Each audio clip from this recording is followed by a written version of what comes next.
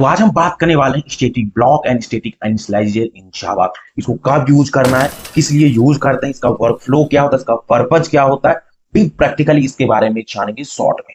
Okay, static block and static initializer, understanding how static initializer work in Java, presented by Shyam Sundar Yadav. Okay, what is static block? Static block is also known as static initializer. जो static block होता है वही static initialiser के बारे में होता है। तो स्टैटिक इनिशियलाइजर क्यों कहते हैं स्टैटिक ब्लॉक को, इसके बारे में जानते हैं। क्योंकि जो स्टैटिक ब्लॉक का जो सिंटैक्स होता है सिंपली स्टैटिक के curly bracket open and close करिएगा, इसके अंदर स्टैटिक इनिशियलाइजर कोड लिखते हैं। इसका मतलब कि जो स्टैटिक वेरिएबल होगा उसकी आपको यहाँ पर इनिशियलाइज कर सकते, उसकी वेरिएबल की वैल्यू पास कर सकते हैं, इसे इनिशियलाइजर भी बोलते हैं। जो आपने स्टैटिक वेरिएबल डिफाइन किया उसको यहाँ पर वैल्यू असाइन कर सकते हैं। ओके, इनिशियलाइज कर सकते हैं, इसे स्टैटिक इनिशियलाइजर भी बोलते हैं। Okay, get executed once when the class is loaded into memory. और ये एक ही बार होता है, जैसे जैसे क्लास आपका लोड होगा तभी वो एग्जीक्यूट होता है। ये भी मैं आपको प्रैक्टिकली दिखाऊंगा।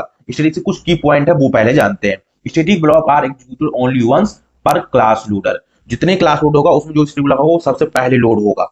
कोई भी आप क्लास लिख रहे हैं वो जैसे मेमोरी में लोड होगा तो सबसे पहले उसमें एग्जीक्यूट अगर कोई होगा तो होगा static block. Helpful for complex static initialization, run before object creation. जब आप ऑब्जेक्ट क्रिएट करते हो उससे भी पहले होता है। इट मींस क्या, कंस्ट्रक्टर से भी पहले स्टैटिक ब्लॉक आपको चलेगा। ओके, कैसे चलेगा ये भी मैं आपको दिखाऊंगा अभी practically. Use to initialize static field और कॉन्फ़िगरेशन स्टैटिक रिसोर्स। और इसको यूज क्यों करते हैं? क्योंकि आपको स्टैटिक फील्ड हो गया, कोई स्टैटिक रिसोर्स को आपको कॉन्फ़िगर करना है तो उस समय में आप स्टैटिक ब्लॉक को यूज करेंगे। जैसे क्लास लोड हो उसको इनिशियलाइज कर दें। ओके, तो चलिए इस चीज को प्रैक्टिकली समझने की कोशिश करते हैं। तो यहाँ से सबसे पहले हम क्या काम करते हैं, अपने बीएस कोड पर आते हैं। और बीएस कोड पे आने के बाद आपको मैं सबसे पहले दिखाता हूँ फुल स्क्रीन पे कोड यहाँ पे लिखता हूँ। ओके, तो यहाँ पर देखिए सबसे पहले हमने क्या काम किया, एक क्लास लिखा जिसका नाम स्टैटिक एग्जांपल थी। इसके अंदर मैंने एक स्टैटिक वेरिएबल को डिफाइन किया, देन हमारा स्टैटिक ब्लॉक है और इसी के अंदर हम स्टैटिक वेरिएबल को भी इनिशियलाइज कर रहे हैं। देन इसके बाद यहाँ से भी हमारा एक मेथड है। ओके, और ये हमारे मेन मेथड है। तो देखिए सबसे पहले कौन एग्जीक्यूट होगा, जैसे मैं प्रोग्राम को राइट क्लिक करता हूँ, run as a Java program पर हिट करूंगा और वेट करेंगे आउटपुट के लिए। तो देखिए सबसे पहले हमने क्या बोला था कि स्टैटिक ब्लॉक एग्जीक्यूट होता है। सबसे पहले देखिए स्टैटिक ब्लॉक था, ये वाला पार्ट हुआ, देन उसके वेरिएबल को इनिशियलाइज किया, देन ये मेन मेथड को कॉल किया, देन इसने क्या काम, किसी कंस्ट्रक्टर को कॉल किया।